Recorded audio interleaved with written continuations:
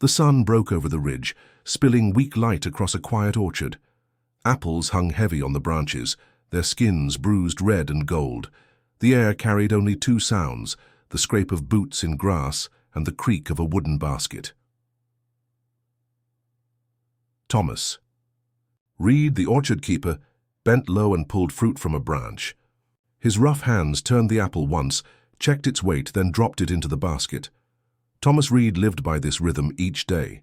Trees, silence, and his own shadow were his only company. Then movement snapped the calm. Between two rows, a figure stumbled. At first, Thomas Reed thought it was wind shaking the leaves. Then the figure lurched forward, arms loose, head rolling. The body fell hard onto the dirt. Thomas Reed dropped his basket. Apples rolled across the grass, thudding against trunks. He sprinted, boots tearing the soil. The figure was a girl, her skin pale, hair tangled, clothes strange and torn. Thomas Reed dropped to his knees beside her. "Miss, can you hear me?" His voice cut the silence, but her eyes stayed shut. He pressed two fingers to her neck. A pulse. Weak, but alive. As he shifted her body, Thomas Reed saw her hand curled around a cord. Beads carved from bone and wood hung from it, tied in tribal style. The woven bead necklace glinted with faint color. Proof of where she came from, or what she fled. Thomas Reed frowned. A girl this young had no reason to be here. The nearest settlement lay miles away, past barren ridges. Had she lost her way, or was she running from someone? Her lips moved. A whisper came, broken and faint. Thomas Reed bent closer. The words slid out like air, too soft to catch. Then her breath steadied, shallow but steady enough to give hope. Thomas Reed looked over the orchard rows. Nothing stirred but leaves. He hooked the bead necklace gently from her fingers and studied it. Carvings shaped like rivers and suns marked the wood. He had seen symbols like these long ago during border fights. Thomas Reed lifted her in his arms. The girl was light, her body slack. He stood, his chest heaving. As he turned back toward his cabin, a sound froze him, a drumbeat, low, heavy. From far hills beyond the orchard line. Thomas Reed stopped in place. The orchard stretched wide behind him, rows of trees leading to shadow. Another beat rolled across the valley. Then another. Not wind, not thunder. Drums. His grip on the girl tightened. The beads around her neck rattled against his coat. The proof token burned into his thoughts. Whoever carried such a thing belonged to people with strong claims and old grudges. Thomas Reed looked down at the girl again. Her face stayed slack, her eyes closed. She had fallen into his world, but she had not come alone. The drumbeats told him that. "Who are you really?" Thomas Reed muttered. His voice carried no answer, only the orchard's still air. The girl shifted slightly in his arms, a faint sigh escaping her mouth. The beads pressed against his chest, proof she carried some hidden story.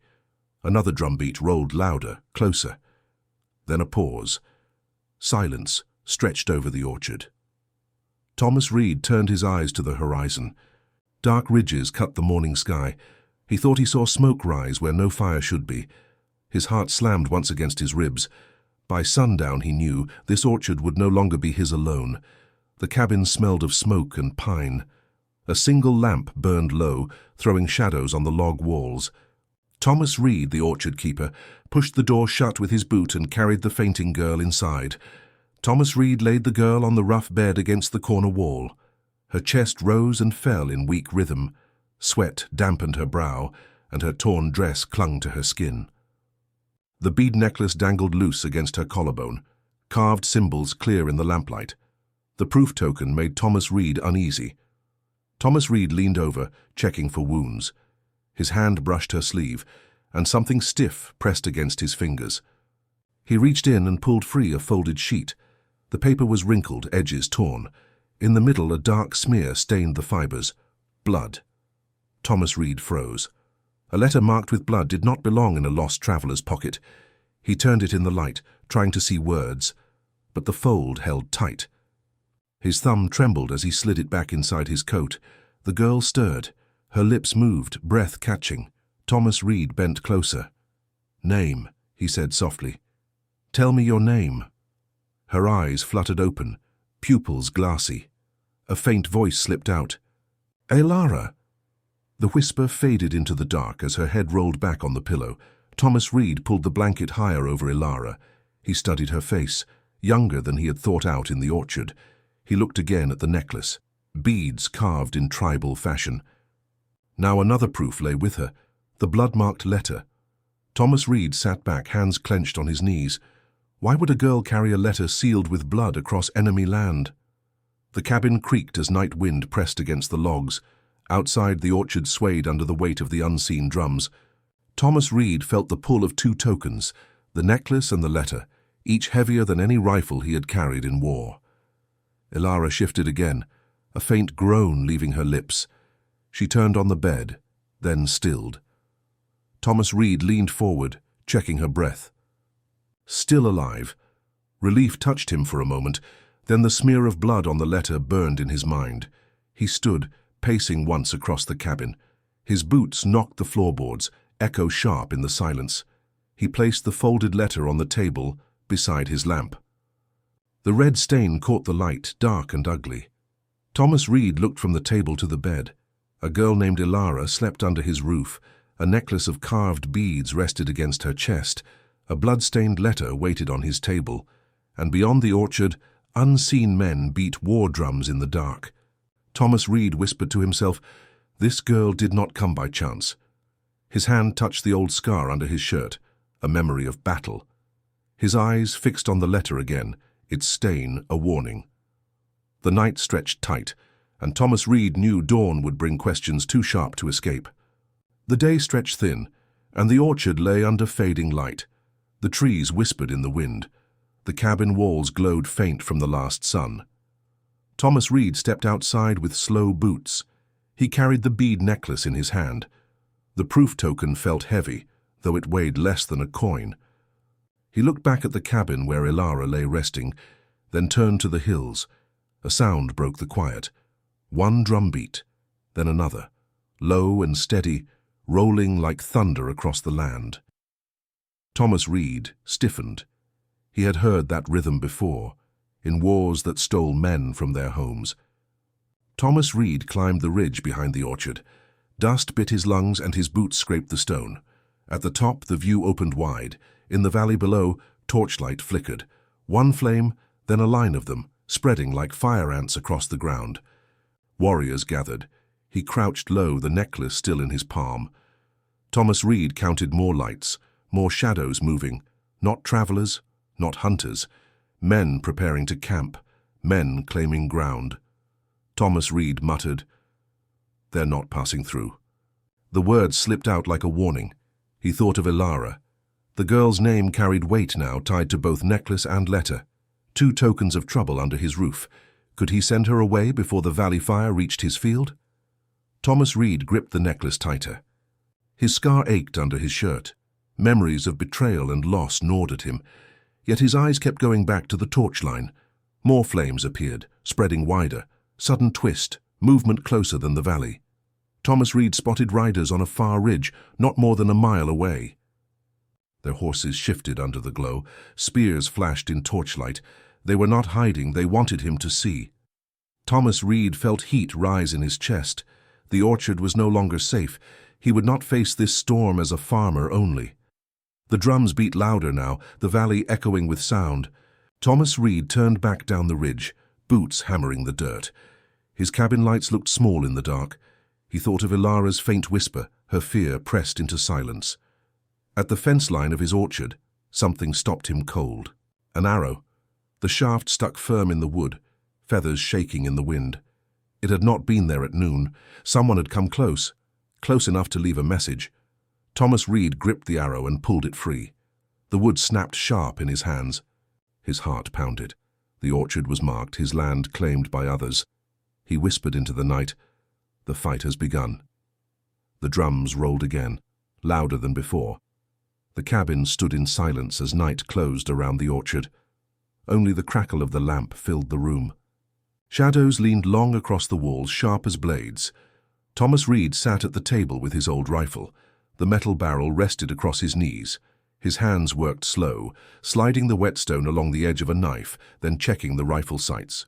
The weapon had not fired in years, but Thomas Reed kept it clean. Proof of the man he once was lingered in every scar on his body. The bead necklace lay coiled beside the rifle.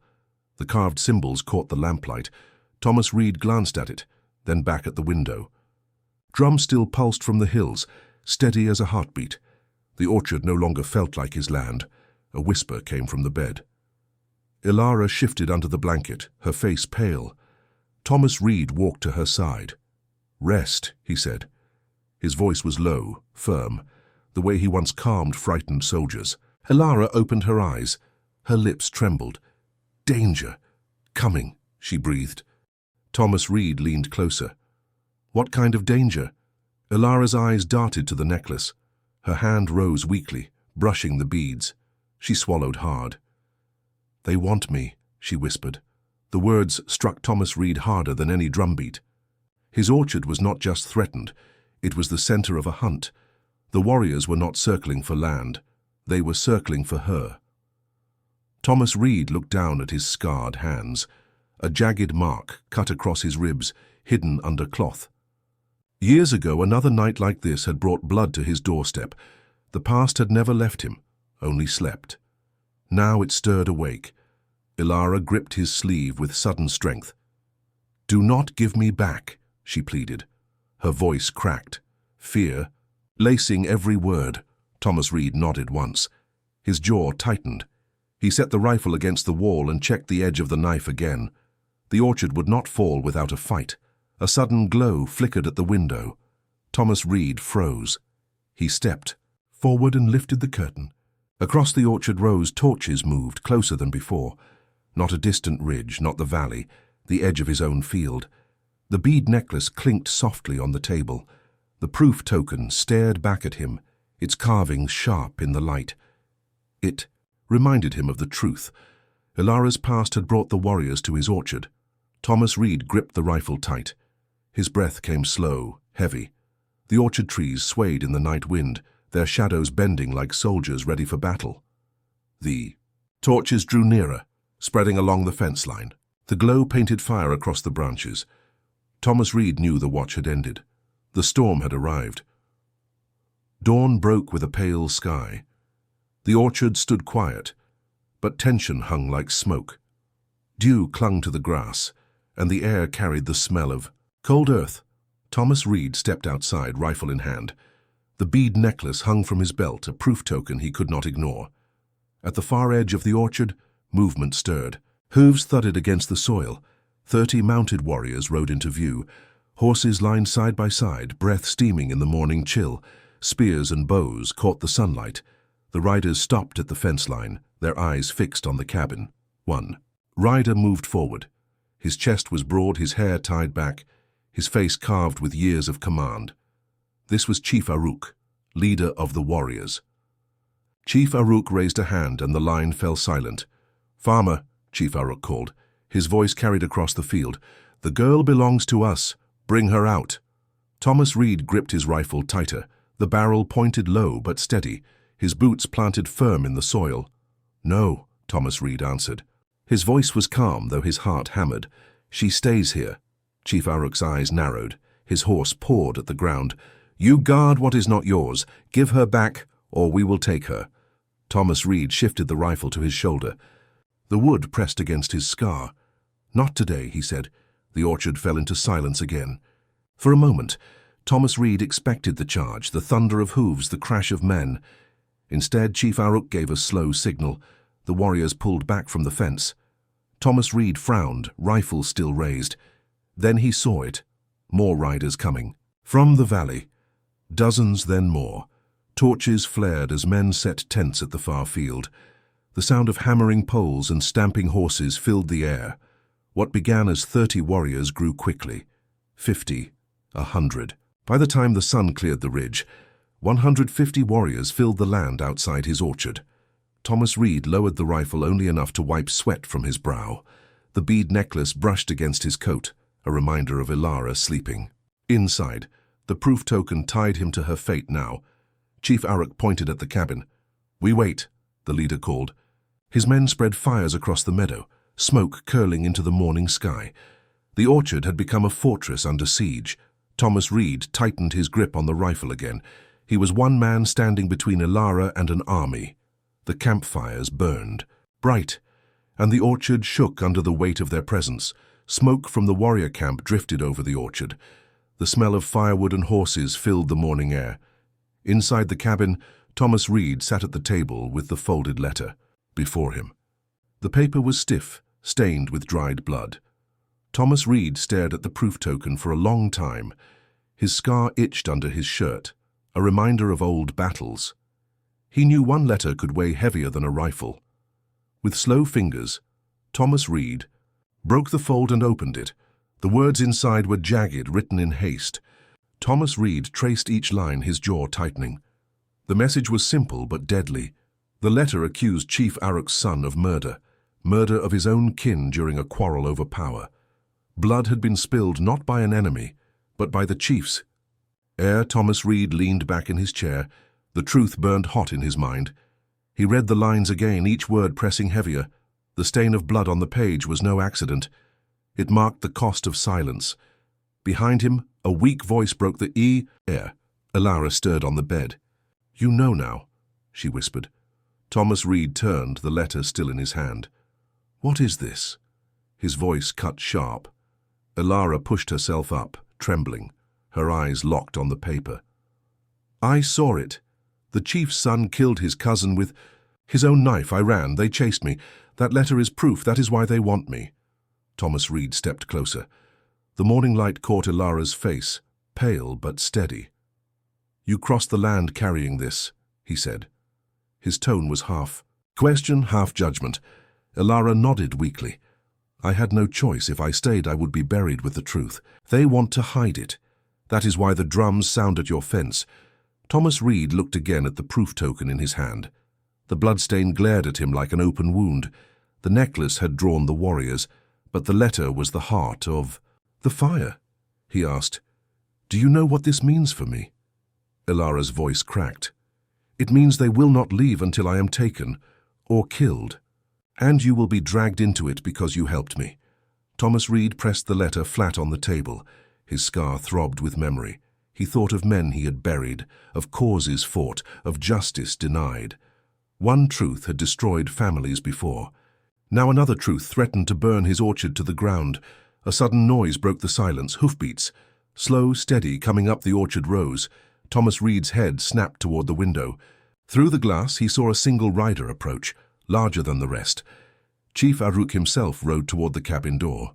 His shoulders were broad, his horse dark and strong. The leader carried no weapon in hand, but his presence was heavier than an army. Thomas Reed gripped the rifle with one hand and the letter with the other. Two proofs of his choice: steel or truth. Elara's whisper cut the silence. "He has come for me." The hooves stopped outside the door. A shadow passed over the window. Thomas Reed's chest tightened. He knew the moment had come where words would weigh more than bullets. The door shuddered as a fist struck it once. The door creaked open under the weight of the chief's hand. Morning light spilled into the cabin, cutting across the floor. Thomas. Reed stood in the center, rifle close, the blood-stained letter on the table beside him. Elara pressed against the wall, her eyes wide. Chief Aruk stepped inside without fear. His frame filled the doorway, his face hard as stone. Behind him, the orchard stretched quiet, but the campfires still smoked. 150 warriors waited, outside his land. Chief Aruk's eyes found the letter at once. "You hold something that does not belong to you," he said. His voice was calm, heavy. "Return the girl. Return what she carries. Do that, and you will live. Your orchard will stand. None of my men will harm you." Thomas Reed kept the rifle steady. His jaw tightened. The offer tempted him, yet his scar burned with memory. He had seen promises broken before. Elara stepped forward, voice shaking. "Please, don't."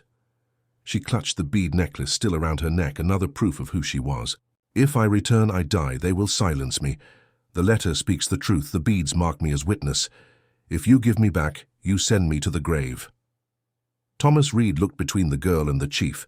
Sweat rolled down his temple. His orchard had been his whole life, every tree planted with his hands. Now the land lay trapped under enemy firelight. Chief Aruk lifted his chin. Think, farmer. One girl against your land, your life, your peace. Hand her to me, and all of this ends. Thomas. Reed's breath came hard. His finger brushed the trigger of his rifle. The letter on the table stared up at him, bloodstained dark in the morning glow. He whispered to himself, but loud enough for both to hear. What would you do?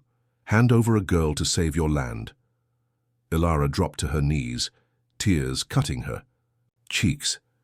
Please, Thomas, you're all I have left. If you send me back, no one will ever know the truth. No one will stop them.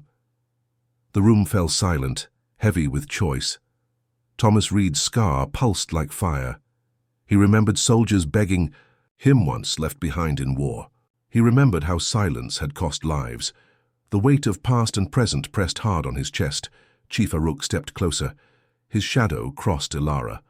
I give you this mercy once. Refuse me, and you face all of us. Thomas Reed raised the rifle higher. His voice was iron. This orchard stands, the girl stays. The chief's eyes narrowed. No words followed. Chief Aruk turned and walked out into the light. His men stirred as he mounted his horse. The orchard trembled with their shouts, their fire, their hunger for blood. Night fell heavy. Thomas Reed barred the door with wood planks. Elara lay awake on the bed, clutching the necklace. Thomas Reed sat near the window, rifle in lap, watching torchlight glow through the orchard trees. Hours crawled. The drums beat slow. Then sudden silence. Too much silence. A shadow moved against the glass. A crack split the night. The window shattered inward as a warrior leapt through, blade raised. Thomas Reed swung the rifle up fast, the barrel striking the intruder's chest. Wood splintered. Glass rained across the floor. The cabin filled with chaos. The fight had begun inside his own walls. The first torch struck before dawn. Flames lit the orchard edge, and shadows poured between the rows of trees. Warriors stormed the field, their shouts cutting through the dark. Horses thundered, bows raised, blades gleaming. Thomas Reed braced the cabin door. The rifle was tight in his hands. He fired once, the shot cracking across the orchard. A rider fell hard, his horse veering into the fence. The orchard war had begun. The warriors surged forward. Arrows hissed past the windows, one shattering a chair inside. Thomas Reed grabbed the iron rake from the wall. He had set traps in the night. Holes dug, lines stretched. The first warrior to charge the porch stumbled on a tripwire, crashing face first into the dirt. Thomas Reed swung the rake down, the iron teeth smashing against the man's arm. Elara crouched by the bed, clutching the bead necklace. Her eyes blazed with fear and fire. A warrior burst through the broken window, blade raised. Elara leapt forward, wrapping the beads around her hand. She swung hard, the carved wood striking the warrior's face. Blood sprayed, and he fell back. Through the frame, the necklace, once a proof of heritage, had become a weapon in her grip. Thomas Reed fired again, the rifle's recoil jarring his scarred shoulder. Another rider toppled. He reloaded quick, sweat dripping into his eyes. Outside, torches spread like wildfire, painting the orchard red. The warriors did not stop. They pressed harder, crashing against the cabin walls. The door rattled as axes struck. Thomas Reed shoved a table against it, then rolled aside as an arrow cut across the room. "Stay low," Thomas Reed barked. His voice was harsh but steady. Elara ducked under the window, beads clenched in her fist. Another warrior reached through the gap, grasping at her hair. She snapped the necklace tight around his wrist, yanking hard. His arm slammed against the frame. She drove her knee into his face until he dropped. Thomas Reed moved back to the table, shoving his shoulder against the wood. He struck with the butt of his rifle as the door cracked open. 2 men fell backward, but 3 more surged in. The cabin, filled with smoke and shouts, steel clashed against wood. Thomas Reed swung a hatchet from the shelf, chopping down onto a spear shaft. Splinters flew. He shoved the intruder back with his boot, but the fire outside was spreading. Warriors threw torches onto the roof. Flames licked the shingles. The heat built fast, smoke filling the air. Thomas Reed coughed, his lungs burning. He slammed the door closed again, but a blade cut across his arm. Blood spilled down his sleeve. He staggered, gripping the wound. The rifle slipped from his hand. Elara rushed to his side. "Thomas!" she cried. She pulled him back toward the wall as sparks rained from the roof. The orchard, once his peace, now roared with chaos. Warriors circled like wolves, fire painting every tree. Inside the cabin, Thomas Reed pressed his hand to his bleeding arm. His eyes locked on Elara, still gripping the bead necklace like a soldier with a weapon. Smoke choked the room. The flames climbed higher. The cabin groaned as timbers caught. Thomas Reed whispered through clenched teeth, "This house won't hold." Outside, the warriors cheered, their torches blazing. Inside, blood dripped from Thomas Reed's arm, fire closed in, and the night reached its breaking point. The cabin was burning. Flames roared through the cabin, heat scorching the walls. Smoke pressed heavy, choking every breath. Thomas Reed staggered against the table, his wounded arm slick with blood. Elara pulled him toward the door, her fist still wrapped around the bead necklace. "Out!" Thomas Reed gasped. His voice was raw. Together they forced the door open, stumbling into the orchard. Warriors circled outside, torches raised high. The firelight turned their faces into shadows. Chief Aruk rode forward, his dark horse snorting. His men cheered at the sight of the burning cabin, but the cheering faltered when Thomas Reed lifted his hand. The bloodstained letter waved in the firelight, its red mark glaring. The proof token held every eye. Thomas Reed's voice rang clear, though smoke tore his lungs. "This letter names your heir. It names him a murderer of his own kin," the warriors murmured. Faces shifted. The crowd stirred like a restless sea. Chief Aruk's eyes narrowed. "Lies," he barked. "The girl twists truth. She runs from judgment." Elara stepped forward, her face fierce. She raised the bead necklace high. "I saw it with these eyes. Your son killed in anger. I ran because I carried the truth. This necklace marked me as one of yours. Tonight, it becomes nothing." Before Chief Aruk could answer, Elara hurled the beads into the cabin fire. The necklace cracked in the flames, carvings curling into ash. The proof token that once bound her to the tribe burned away, its ties cut. Gasps rippled through the warriors. The beads had been symbol, heritage, witness. Now they were gone. Only the blood-marked letter remained. Thomas Reed unfolded the page with his good arm and read aloud. Each word cut sharper than steel. He spoke of the quarrel, the knife, the spilled blood. The stain on the page testified louder than any oath. The orchard fell silent. No one moved. The warriors glanced between the chief and the farmer, between the fire and the truth. Chief Aruk's jaw clenched. His eyes darted to his son among the riders, a man shifting uneasily in the saddle. Whispers broke into shouts. The line of men fractured. Doubt poisoned the crowd. Thomas Reed finished the last word. He held the letter high, the smoke curling around him like battle fog. "The truth stands," he said. "Not your torches, not your threats." For a long moment, Chief Aruk did not move. Then slowly, he raised his hand. The warriors fell silent. His voice carried, hard and bitter. "We withdraw." The men pulled back. Torches dimmed. Horses turned from the orchard. One by one, fires in the meadow died down. The army melted into the valley, leaving only smoke and trampled grass. Elara stood beside Thomas Reed, her chest rising fast. The letter trembled in his grip.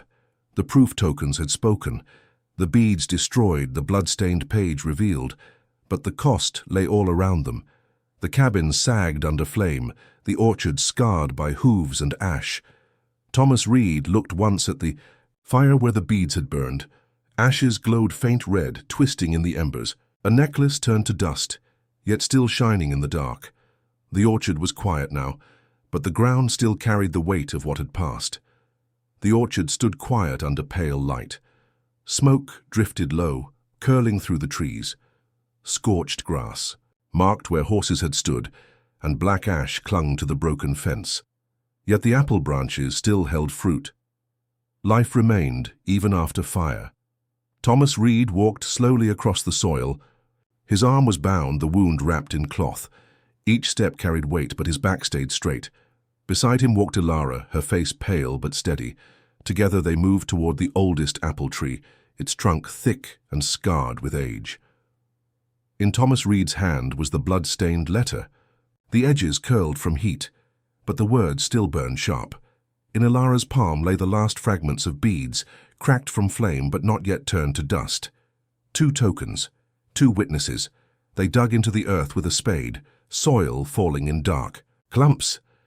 Elara knelt, lowering the broken beads into the ground. Thomas Reed placed the letter beside them. He pressed the dirt back, patting it flat with his good hand. For a moment silence filled the orchard. The grave was small, but the weight of it pressed deep. Thomas Reed stood tall, his shadow falling across the tree roots. The narrator's voice echoed. Thomas Reed had saved one stranger. He had carried proof of blood and broken beads. His orchard bore scars, yet his choice stood clear. Elara touched the tree trunk, her fingers tracing the bark. "Thank you," she whispered. Her eyes lifted to the sky where smoke finally thinned into blue. Thomas Reed looked over his land. The fence was broken, the cabin burned, but the orchard still breathed. Mercy had cost him much. Yet truth remained. The camera drew back, showing the orchard rose under morning light. Ashes glowed faint under the soil, where beads once marked heritage. Their memory lingered, though the ties were cut. Thomas Reed turned to Elara. "It's done," he said. His voice carried no triumph, only certainty. The narrator's voice echoed again. Thomas Reed, the farmer, chose mercy over safety. He carried truth over silence, and in doing so he carried scars that would not fade. Would you have risked your land for a stranger? Tell us in the comments.